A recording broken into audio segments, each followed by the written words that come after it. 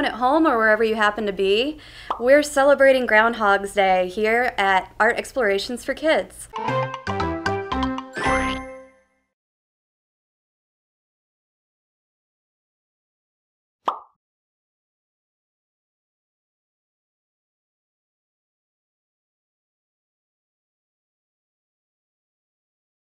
All across America, everybody has a groundhog that they look up to tell the weather. So we're going to do our own rendition of our groundhog and find out if he's going to see his shadow and we're going to have 6 more weeks of winter, or if he's not and we're going to fall into spring. So first, what you're going to want to do is start off drawing a sphere up here, kind of towards the top of your paper. Then you're going to come draw a line just for showing where the center features will be, and a little cross where his nose is going to go. We're going to go ahead and draw in his ear.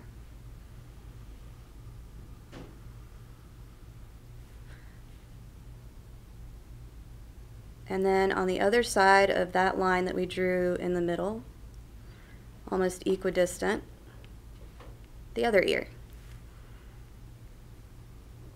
And we're going to fill in the little inner lining of the ears.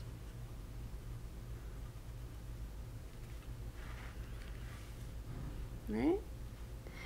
And now we're going to go in and remember to use a light hand because we are going to go back and erase some of these guidelines that we won't need in the final drawing. So to do his hat brim, just going to come behind his head.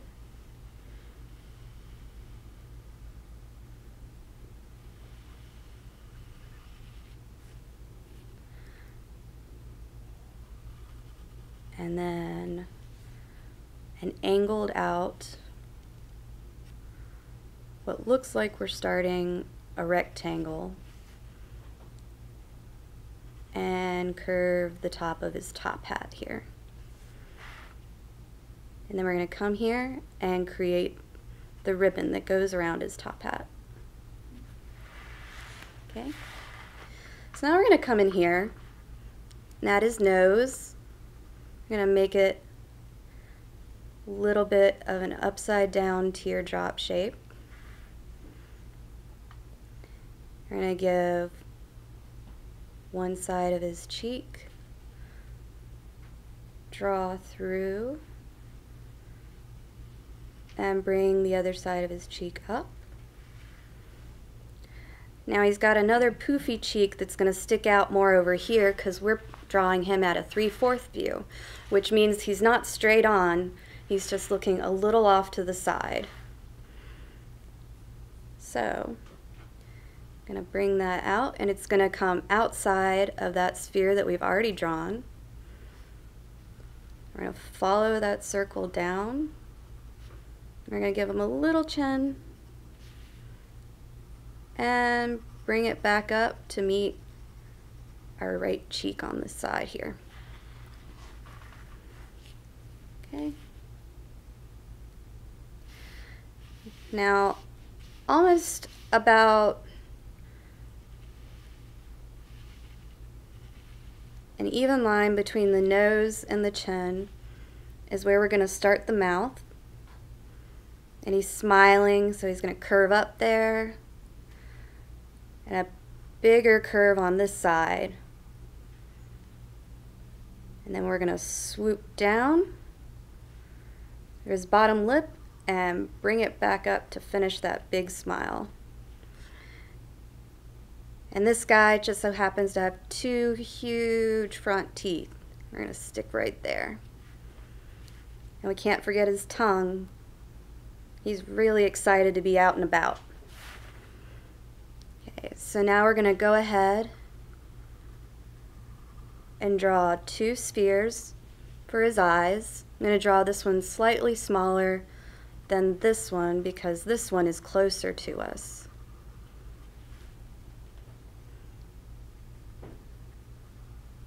And go in And draw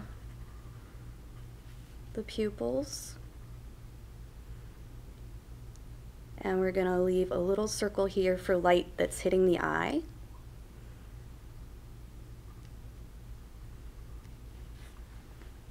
Okay. So now we want to draw his body. And he's a big poofy groundhog. So we're going to have his arm come out, his other arm come out, and this is going to be his belly right in here. So now we want to draw him in the hole. So we're going to come behind him and draw a dirt mound, just like you might draw some clouds. Think about piles of dirt. It doesn't have to be even or perfect. Because when you pop out of a hole in the ground, that dirt's going everywhere. And then to make this simpler, we're going to do a curve in front of our groundhog. Pull these lines down. And then we're going to add more detail using that front line as a guide to show the dirt coming out of this hole. Now we're going to draw just a few more lines, and you can put these where you like, just to show more detail in this dirt. And we're going to come in and just do a squiggly line for the other end of this hole. And then we'll just add in a few little rocks.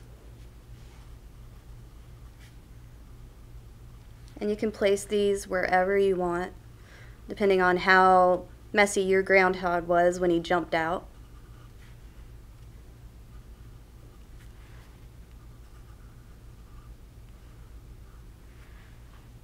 Okay, and the last thing we need are whiskers. Now, I'm giving mine 3 each. Maybe yours has more. Maybe yours has little twirly whiskers. Completely up to you. All right, so we're done drawing, and now we can move on to inking. And you can pick whichever color you'd like in your Tombow markers. I'm going to do blue, and what we want to do is just focus on the important lines that we've made.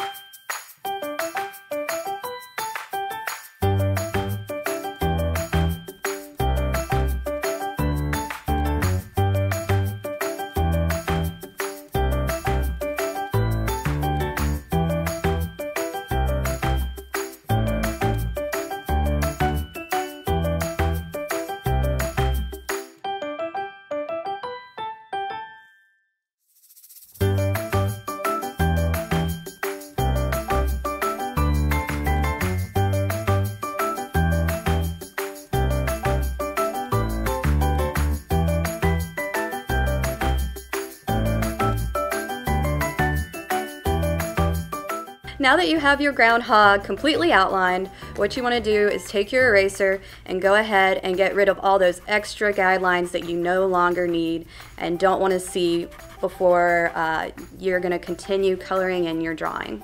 So as I'm erasing, I'm noticing that he's not really looking like he's really ready to hop out of his hole here. So I think what I want to do is just give him some fingers right here on the edge, like he's about to jump out and really look for that shadow.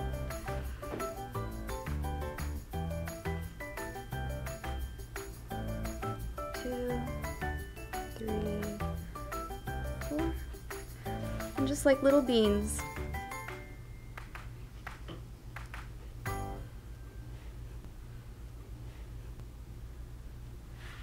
There we go. Now he looks like he's ready to hop out and find that shadow.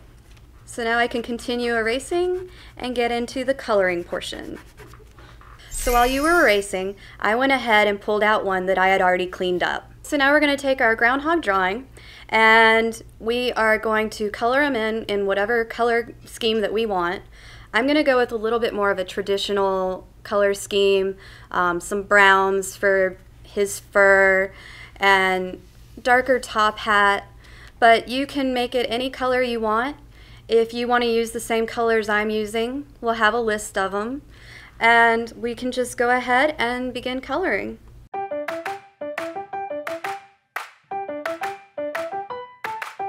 So I'm going to go ahead and get started.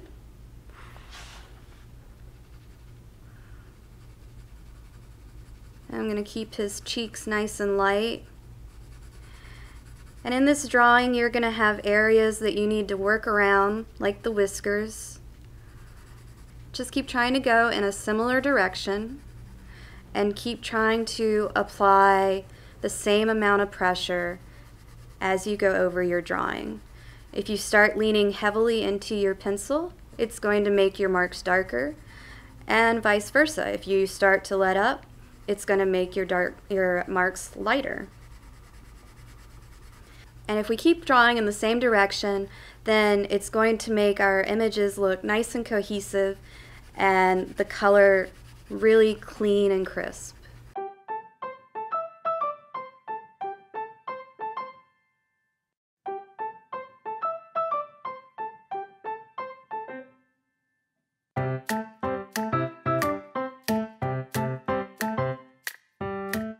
So now that you've seen my technique, continue on with the rest of your drawing until you have everything that we've outlined filled in. Okay, so you can go ahead and hit the pause button, and when we come back, we'll see what everybody's done and critique our groundhogs.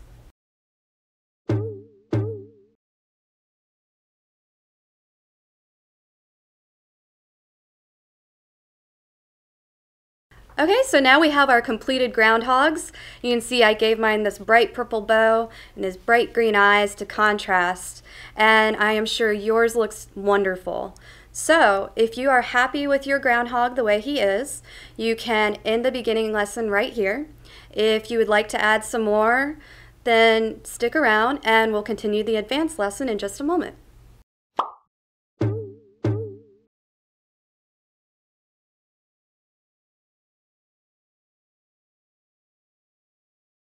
So welcome back to the advanced portion of our groundhog lesson. So now we want to go ahead and add in different elements in our background, and what we want to do is find out if this groundhog sees his shadow or not. So with our watercolors, I'm going to go ahead and saturate my brush. I think my groundhog is going to see his shadow. So I'm going to put a blue sky in the background.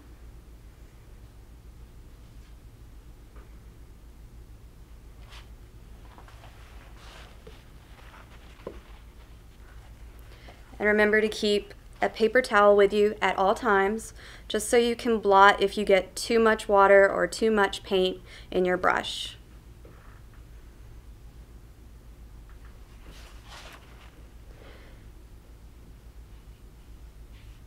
And I'm just going to gently glide the brush across.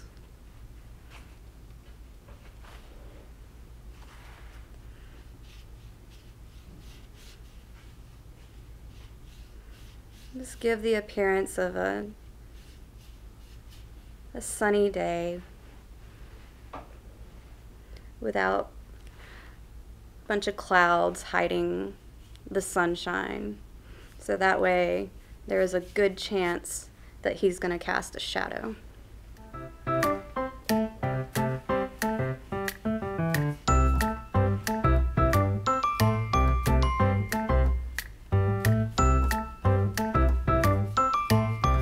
And remember, try to stay away from the very edge of your markers, because if you don't, you're going to have them bleed into your watercolors, and then you're going to have a lot of smudging. And we just want to create this light, airy effect in the background.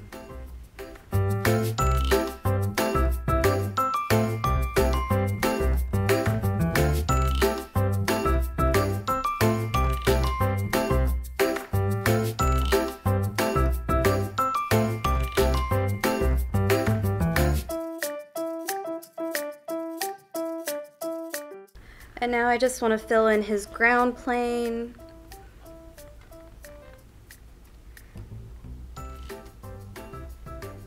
Just the grassy area that's in front of him.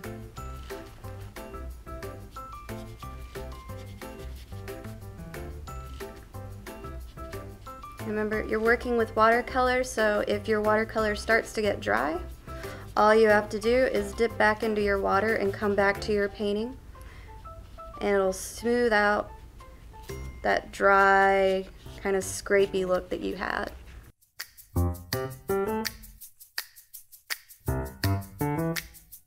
Now if you are doing, now if your groundhog is in a cloudy day and isn't going to see his shadow, maybe your background, your sky is gray, and maybe your foreground is a little bit darker.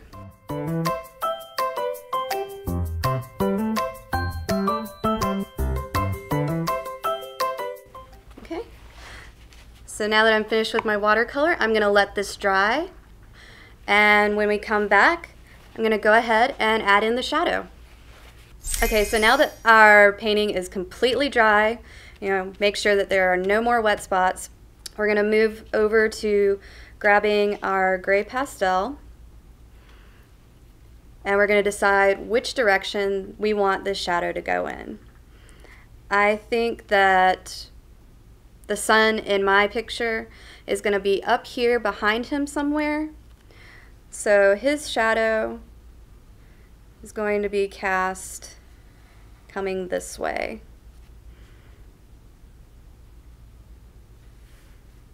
Maybe I'll pull it out a little bit more.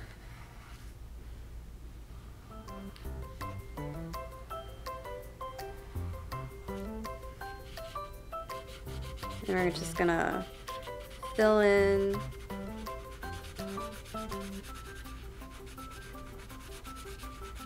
where his shadow is falling.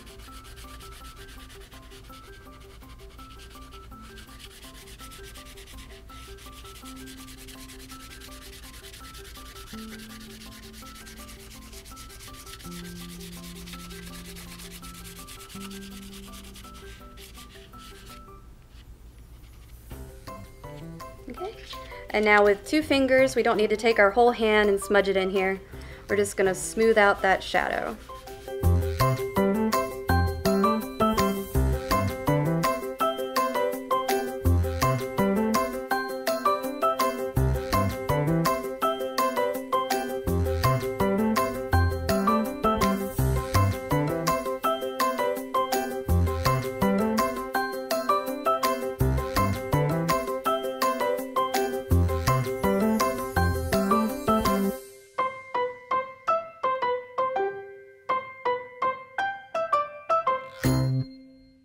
Alright, and so now we have our completed Groundhog Day image with him seeing his shadow. Make sure that you wash your hands thoroughly before touching anything else. The soft pastel will get all over everything. So I'm just going to go ahead and do a light cleaning. And yeah, I love how this came out, and I hope you guys are happy with your groundhog. And thank you so much for joining me on this episode of Art Explorations for Kids.